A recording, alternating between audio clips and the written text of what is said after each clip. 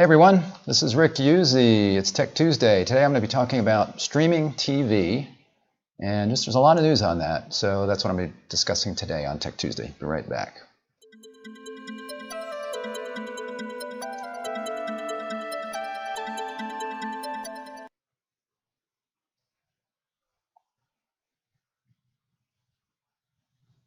Hey there, thanks for joining me. Rick Uzzi, VP Marketing here at Zcorum, and the topic today is just the latest in streaming news. So a lot of times I'll do latest in broadband news, and I just noticed there was a lot of news about streaming, so I was going to focus on that today, and then also just happened to go in kind of hand in hand with the broadcast from last week. So last week I had Will Baker with me, also from Zcorum. We talked about streaming and actually discussed a IPTV product that we're making available to broadband operators that want to maybe change the way that they're doing pay TV today, or if they're not doing pay TV, this is a way to get into that business, a linear pay TV solution with much less cost. So I put a little link down below if you wanted to check that out after this broadcast, so feel free to do that. But I thought, I think the reason there's so much buzz about this is there's just a lot of uncertainty. Some of it's got to do with the pandemic. This is the right time to be talking about this, because there are a lot of factors that are pushing both the programmers, the content developers, as well as subscribers to look and see what's available, to make things available. So that's what we're going to be discussing today. So let's look at some of the stories here. So first off, we just got some stats about the pandemic and what that's done to streaming TV, which, as you can imagine, people are locked at home and kind of locked down in some ways, and that means more time to spend with entertainment. Maybe not driving back and forth to work. Hopefully you can work from home, but even if you are, you might not have that long commute, and you can't necessarily go out to the places you used to go, so a lot of people are staying at home. So we've got here a report that there's cord cutting during the pandemic levels that have leads to streaming now accounting for 68% of TV viewing. So this has really started to take hold.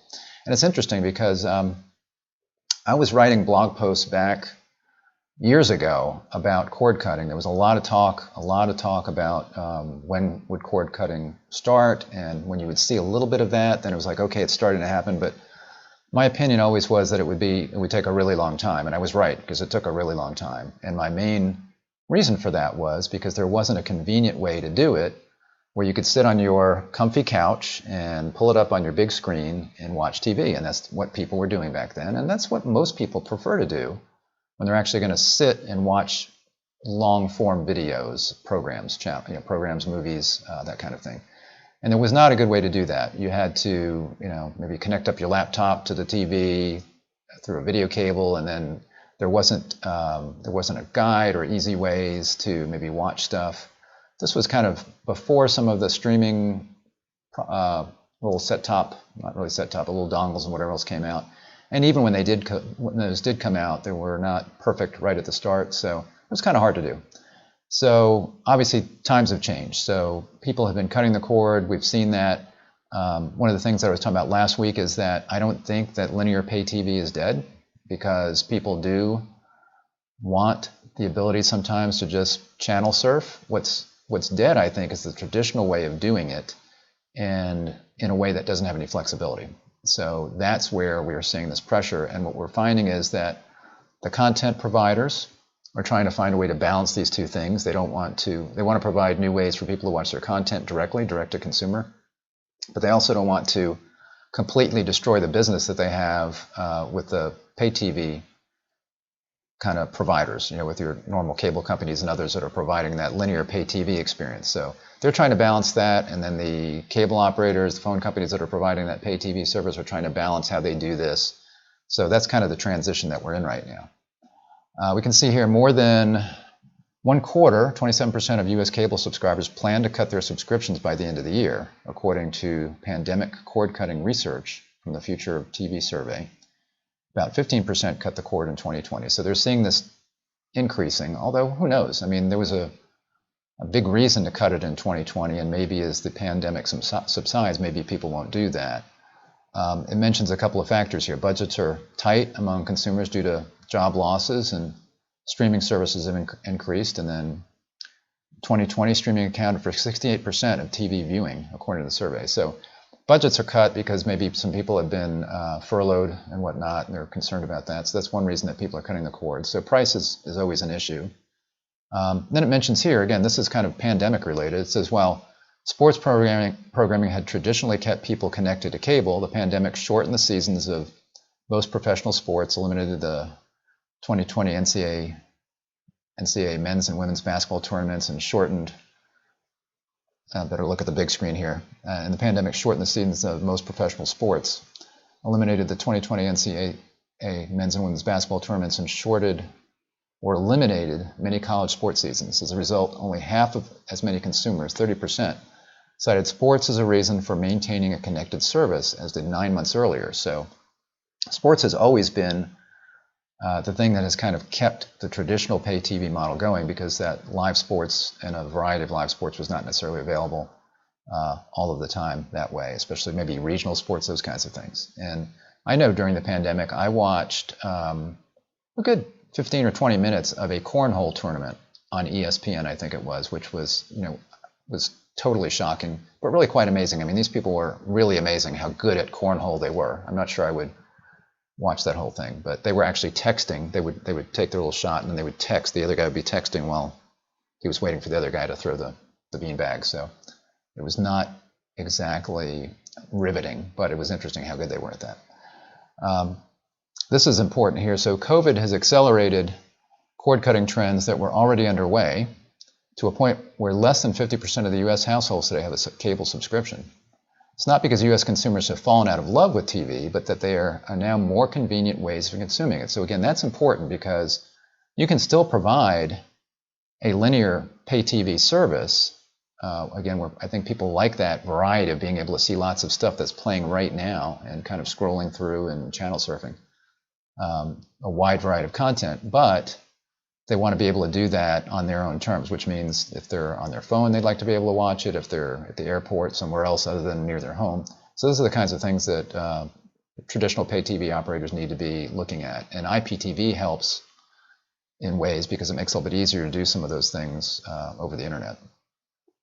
More than half, 51% of U.S. consumers are unwilling to spend more than $20 in total per month on streaming subscriptions. So that's not that much money. I think people are stretching that because if you have Netflix, that's like $15 a month, and then you throw in Disney Plus, you're already over that. So I think you'll see that number bump up, but that does mean that people with this budget have to consider what do they want to watch, and that's one of the things that people are struggling with right now. It's like, well, I like this show on this streaming service, and I like that show on that streaming service, and you have to balance what you want to watch. Now, one thing that you have with streaming services is often it's a month-to-month thing. So you might decide, well, I'll go ahead and get Netflix for a month, and I'll binge a bunch of shows on that, and then I'll get Disney Plus, and I'll watch the first 2 seasons of Mandalorian, and then I'll go back to Netflix. So people have those options with some of these streaming services that they might not have with some types of TV.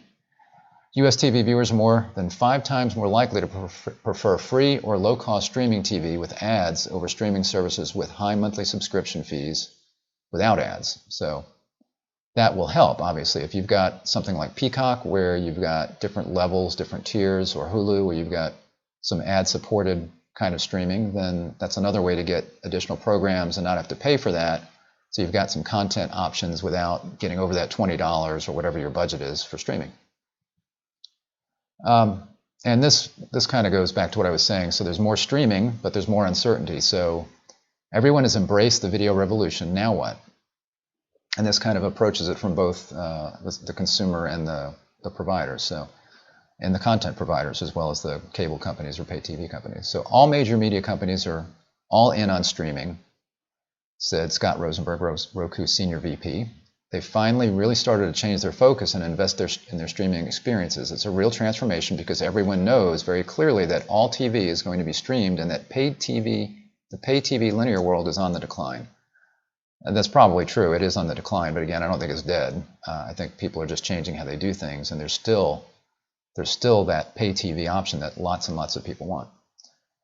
Disney Plus, Hulu, and ESPN Plus have already beaten their combined subscriber targets set for 2024. years earlier than expected, with 137 million paid subscribers in December of 2020. So that's pretty amazing. This beat what they were expecting by 2024.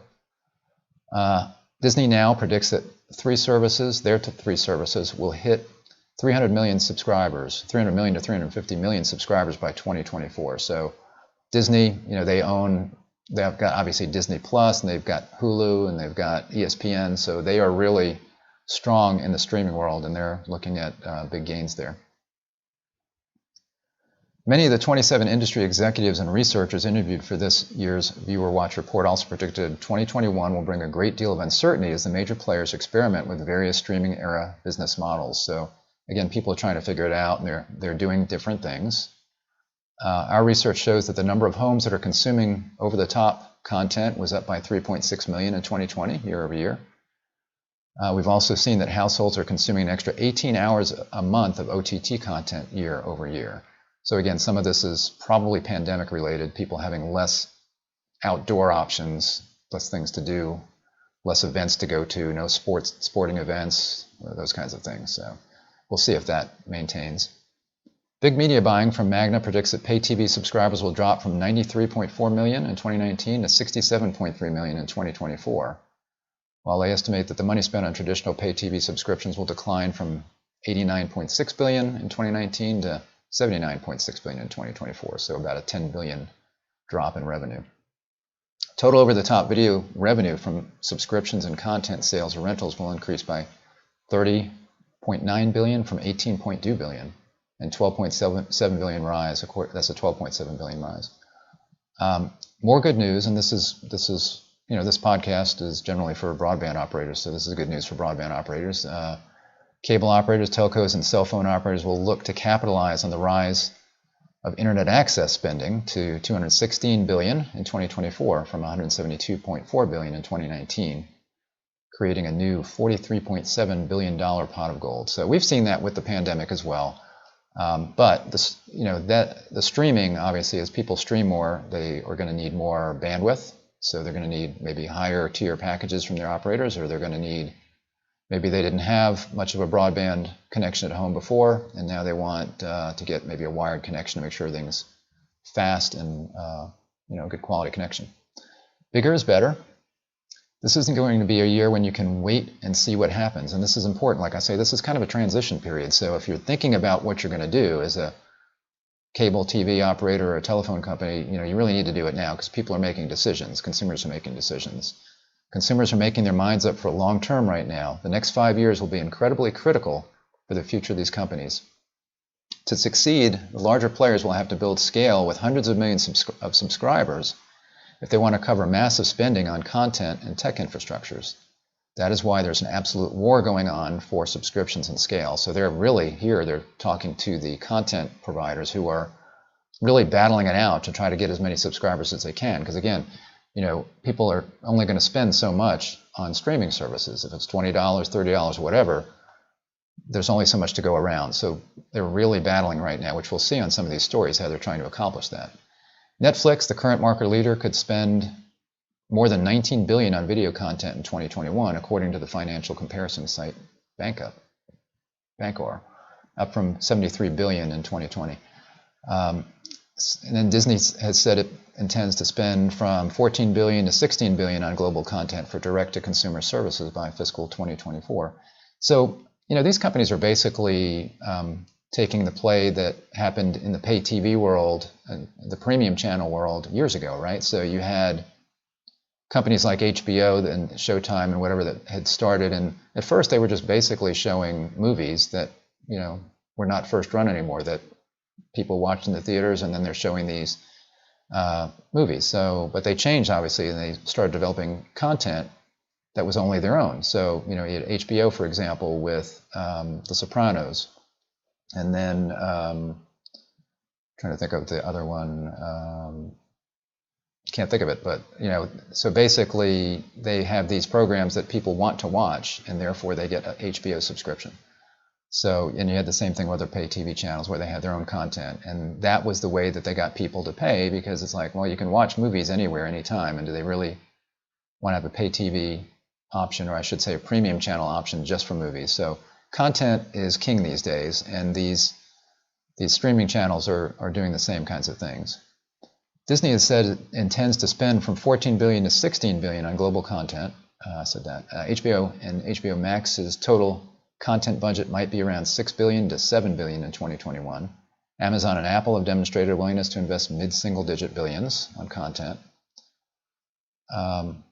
The accelerated investment in direct-to-consumer services will lead to consumers reducing their time on linear TV, making it harder for advertisers to reach consumers. So again, they're talking about the more people stream, the less time they spend on their linear TV option. And it's going to be harder for advertisers to reach those consumers.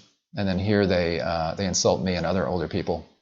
As they say, as more people cut the cord, what that means on linear TV is an increasingly older demo, he noted. The technology, toy, and movie industries in particular will be forced to leave national TV. How will toy marketers reach kids on TV if they're watching ad-free subscriber video-on-demand services like a Netflix or a Disney Plus? Let's say Disney Plus, right?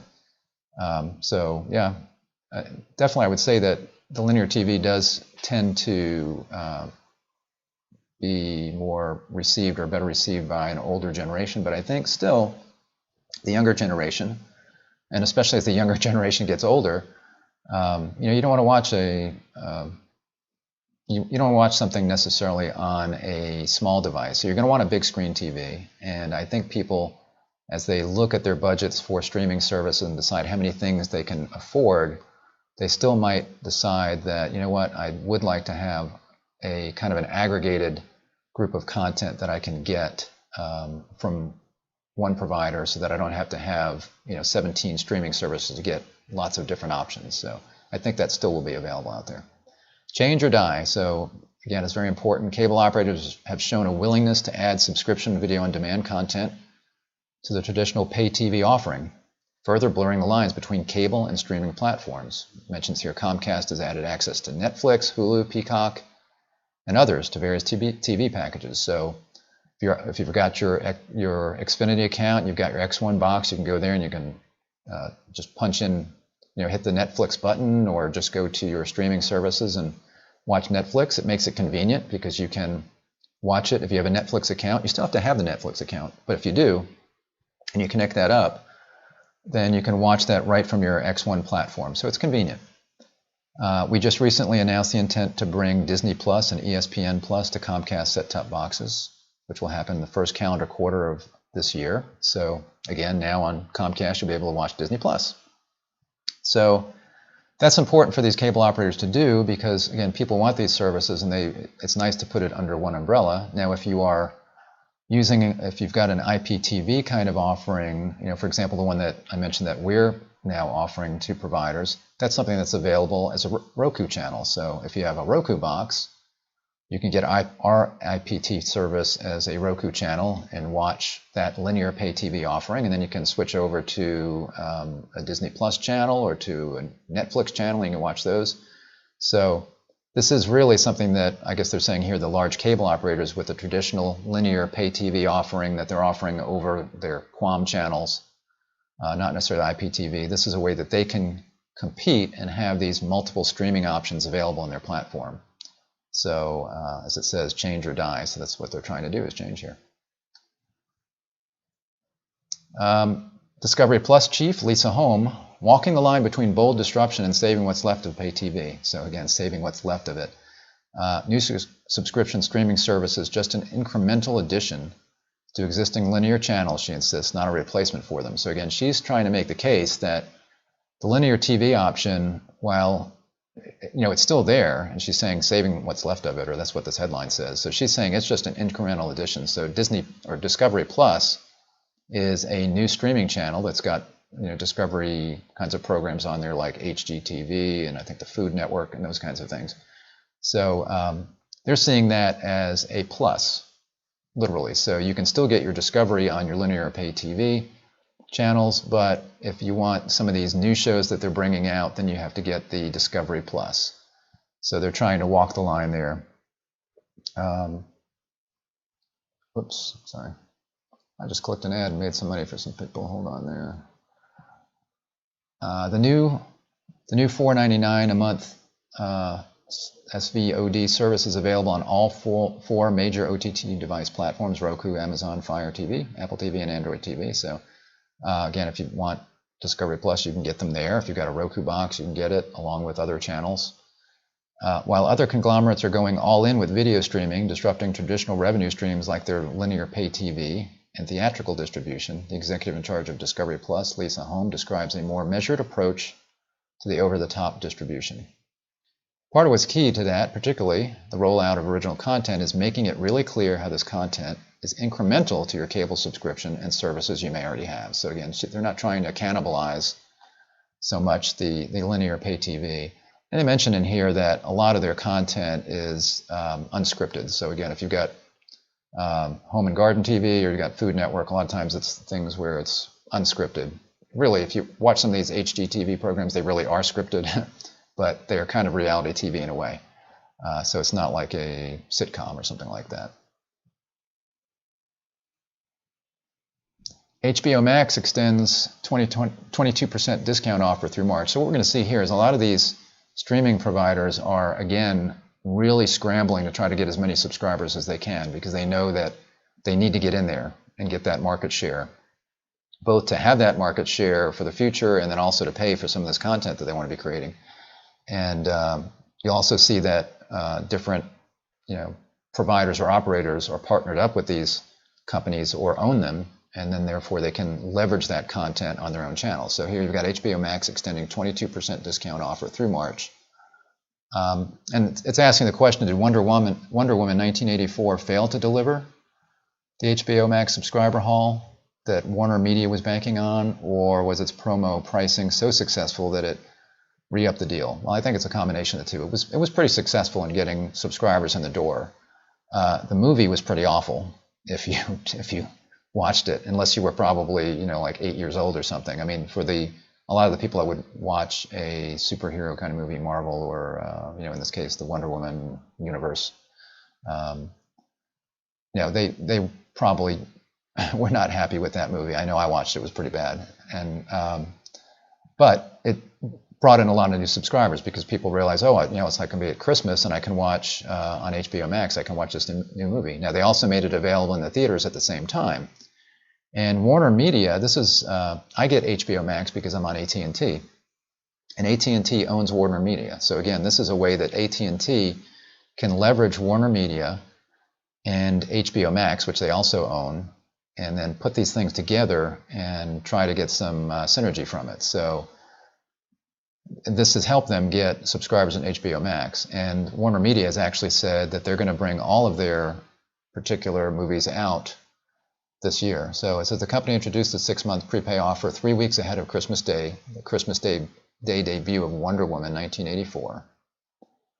To sweeten the HBO Max's pot, Warner Media plans to premiere Warner Brothers' entire 2021 film slate on HBO Max and theatrically again at the same time. So again, it's going to come out in the theaters on the same date that it's going to be on HBO Max. So if you're an HBO Max viewer this year, you'll be able to watch The Matrix 4. I'm excited about that. The Dune remake, In the Heights, Suicide Squad, Space Jam: A New Legacy, I guess a second version of that, and then Many Saints of Newark. That's interesting. That's a prequel to HBO's Sopranos. So if somebody was a Soprano fan on HBO, again, that's a way to maybe pull some viewers into HBO Max because they can now watch this prequel movie that's coming out this year, and it will premiere on HBO Max at the same time that it's in the theaters. So again, AT&T is leveraging both their the HBO Max platform as well as their Warner Media ownership to build this subscription streaming service. And again, here it says HBO Max wins biggest share of new Q4 streaming subs because of the fact that they did that. Disney's The Mandalorian was top streaming title. I'm assuming they mean the top streaming title there. That's a typo. HBO Max, which got off to a sputtering start because there was nothing much interesting about it, drew the largest share of new streaming subscribers in the fourth quarter, according to this Kantar's Entertainment On Demand service.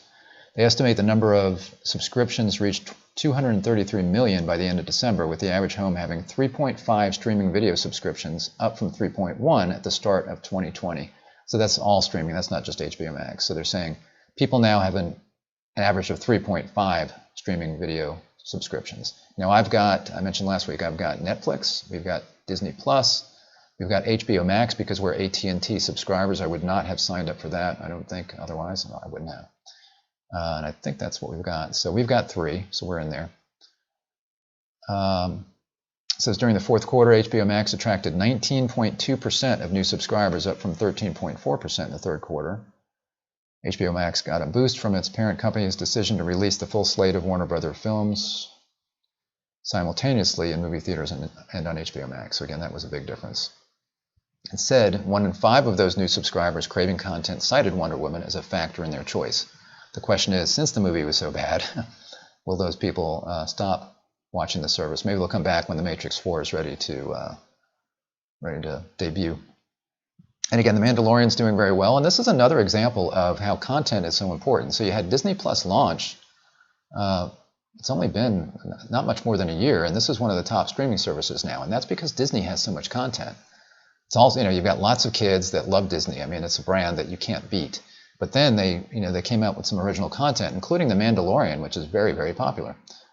Mandalorian rises to #1 in Nielsen's top 10 SVOD rankings. The season 2 finale of the Disney Plus hit climbs higher than any non-Netflix show in the 6-month history of Nielsen's list. So it's only 6 months history, but during that time, Netflix has owned that highest spot, and this is the first time that somebody has taken that on, and beat them.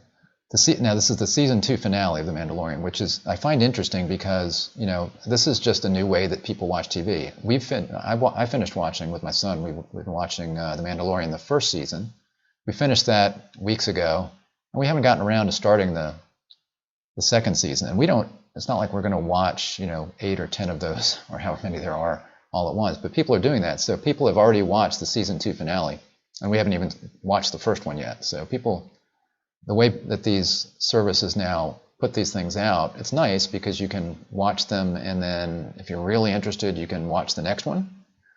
If you don't have time, you say, well, I'll watch that the next day, but sometimes you might watch 2 or 3 shows or episodes in a row. You don't have to wait that week, it's like, oh man, another cliffhanger, and then you got to wait a week to watch it. Unless it's the end of the first season. That's one reason that I try not to watch the whole season and then have to wait until they finish making the next season, because then you do have that cliffhanger at the end of the first season. Netflix programs have dominated the list. In fact, again, no non-Netflix show has finished #1 on the list so far. The series took the top spot from Netflix's The Office, with its 192 posted episodes, garnering more than 1.331 billion minutes of total viewing. So that's another interesting thing, is it doesn't have to be original content. If it's a popular show that's been around for years, and there's a whole new audience for that, and that's what we're seeing with something like The Office, where even my teenage daughter watches that.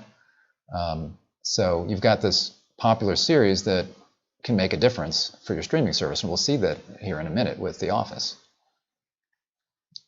So back The Office. And more shows leaving Netflix at the end of December. The beloved NBC sitcom is moving to Peacock in January 2021, which is happening right now. So it's already, right now, it's kind of in that transition where it's available on Netflix and it's available on Peacock. So a lot of people who have Netflix have been binging like crazy to try to finish up if they've been watching it, or maybe they heard about this and people tell them how great the show is and they're trying to binge all of the seasons at once. I don't know, but there's been a lot of Office going on in the streaming world. It says the beloved NBC sitcom will no longer be available on the streaming giant after the end of the year. All 9 seasons of The Office will move to NBC Universal's new streaming platform, Peacock. So this is NBC's streaming platform. And then in a tweet, they said, we're sad that NBC has decided to take The Office back for its own streaming platform, but members can binge watch the show to their heart's content ad-free, to their heart's content ad-free on Netflix until January 2021. They wrote in a tweet. That was Netflix's tweet. So people are doing that. And more about this, NBC used Peacock, estimated to hit 52 million subs by subs, 2 billion revenues by 2024. So again, it doesn't have to be original content. It was original at one point, but this is not new by any stretch of the imagination, but it's having a big impact on Peacock as people look at how they're going to get their Office fix, especially if they were in the middle of it and now they want to continue watching it. It says NBC Universal's Peacock will see steady subscriber and revenue growth this year and next, rising sharply by 2024 to 52.1 million and 1.96 billion, respectively, as far as revenue growth, subscriber growth and revenue growth. So NBC offers 3 options, so they don't have just a pay subscription service. So you can get Peacock, I think, for free, and then you got Peacock Premium, which is subscription ad supported, and then you can get Peacock Premium Plus, which is subscription and no advertising. So ads for $4.99 a month, no ads for $9.99 a month. I think that's similar to what Hulu does. They've got their Hulu regular and then Hulu ad supported. Parent company Comcast Cable and broadband businesses X1, Flex, and Xfinity are expected to achieve strong synergies from Peacock, according to the authors. Comcast Cable, Flex, and X1 subscribers currently get the Peacock Premium ad-supported subscription service for free. So again, this is a cable operator. You know, I talked about AT&T leveraging their ownership of Warner Media and their ownership of the Hbo Max streaming service. Well, here Comcast, they own NBC Universal, and they've now got this Peacock streaming service, so they're going to leverage all of that. So again, this is a way of Comcast staying in the game and getting content available through NBC, and a very popular show from them. You know, I don't know if Seinfeld, I think there was something with Seinfeld at some point, because that was an NBC show at some point. That is still in. You can still watch that on regular TV. As The Office, I think you still can. I don't know if that will end at the end of this month, but now I can still tune into my one of the channels on regular cable TV and watch The Office. And more in The Office. The Office maintains stream share after the move to Peacock. And again, this is because people were streaming it like crazy on Netflix, and now some are moving to Peacock. So we don't know if this will continue once it's off of Netflix, and then it's on Peacock, so we don't know. It's the most popular show in streaming. It increased its viewing as it moved from Netflix to Peacock, and is maintaining its share streaming 2 weeks after the transfer. But again, it's still available until the end of this month on Netflix. The Office was the #1 show on Real Good's list of the top 100 most watched TV shows for that week, beating out Netflix's Bridgerton and The Mandalorian on Disney+. Number of users with Peacock Free selected as one of their subscription services via Real Good grew by 17% during the week of January 8th versus the week of December 25th. The number of Real Good users with Peacock Premium as a streaming service grew by 5% within the same time frame. So I guess that means that if you have Peacock Free, you can watch The Office, at least for now. I don't know if that's going to remain that way. So that would make it a lot easier for people to make a switch, because again, people only have so much they want to spend, and then they're perfectly happy if there's something, they're more happy to watch something for free if it's ad supported than have to pay for something else. So we're seeing that right there. And more on Peacock. Charter NBC deal adds lift to Peacock. So not only is Comcast going to leverage The Office, or let's say Peacock, having access to Peacock, Charter as well. And you'd think, well, that's a competitor of Comcast. Well, not really. Because it's another cable TV operator, but these large MSOs tend to have their own territories and they don't intermingle. So there's franchises where they've got in different states. So you got Comcast in one service area, you got Charter in another. So this is just good for Peacock, right? Because again, they're trying to get as many subscribers as they can. So the more of these large MSOs that they can strike a deal with to be able to provide their content, the better for them, the better for Peacock. The deal paves the way for Charter's 30 million broadband and pay TV customers to get Peacock Premium, a version of the service that sells for $4.99 per month as a standalone for no additional cost. So this is a way for Charter to maintain subscribers. Again, they're trying to figure out, how do we keep our pay TV, linear pay TV offering going? And one way to do that is to make it easier for people to get subscription services. So again, you can click and get Netflix, you can click and get Hulu, maybe Disney+, but you may have to pay for that service. But as long as you pay for it, then you connect it up and you get it. Well, here, if you're a Charter customer, you don't have to pay for this. It's like I get Hbo Max as part of AT&T right now. Now, it says this is going to be for no added cost for a while. So the question is, will this be something where it's like free for 6 months or a year, or at some point they're going to say it's not free? They're calling it an extended free trial, but the companies did not announce the length of the trial or say whether the free trial might become permanent later. So again, there's, it's something that will make a big difference for Charter in keeping subscribers right now. And my bet would be that they will maintain that if it means, eating some amount of that. I'm sure they're not paying $5 a month like a consumer would, but they're having to pay some amount for that. And it's probably worth that to not lose all of their pay TV customers to some of these streaming services. New distribution deal also plays into Charter's ongoing strategy to become a super aggregator that weaves together its own pay TV service with OTT delivered content. Like I've been saying, that's what they're trying to do. They're already integrated with Netflix on a deal cut last year, and Walt Disney Company that puts the cable operator in position to tie in Hulu, ESPN Plus, and Disney Plus. So they're working on that deal, looking to cut that deal.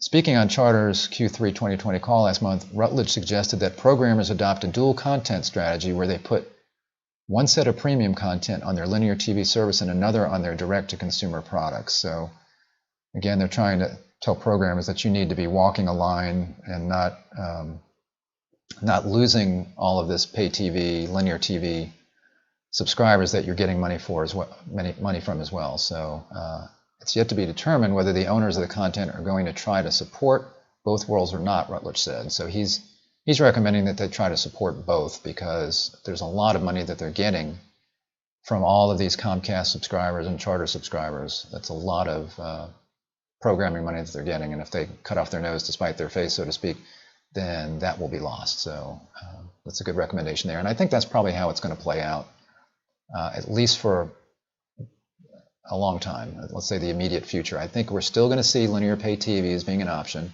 I think the cable companies, what they're doing is kind of trying to walk the line and provide traditional pay TV the way that they always did, but add in some of these streaming services. There are other cable TV operators that are making the switch to IPTV, or they're getting off of their old infrastructure and going to IPTV. And there are new operators that are saying, there's a lot of interest in TV viewing right now, and we think that a linear TV package that's delivered, we might call a skinny bundle, is something that consumers would be interested in, because again, people only want so many streaming services, they only want to pay so much, and in addition to the things that they want to watch, it's nice to be able to have a wide variety of options packaged together. So I think we'll see that for some time. And again, we're offering that as well, so go ahead and check out the video from last week. There's a link below to do that. Hope this was interesting for you. If you're interested in streaming TV, if you like the video, give me a thumbs up on that on YouTube right there, and you can click the subscribe button and ring the bell, and you'll be subscribed to the Tech Tuesday broadcast. And anytime I am live or we post a video, you'll be notified at that time. So thanks for joining me for Tech Tuesday, and I'll be back next week. Take care. Bye.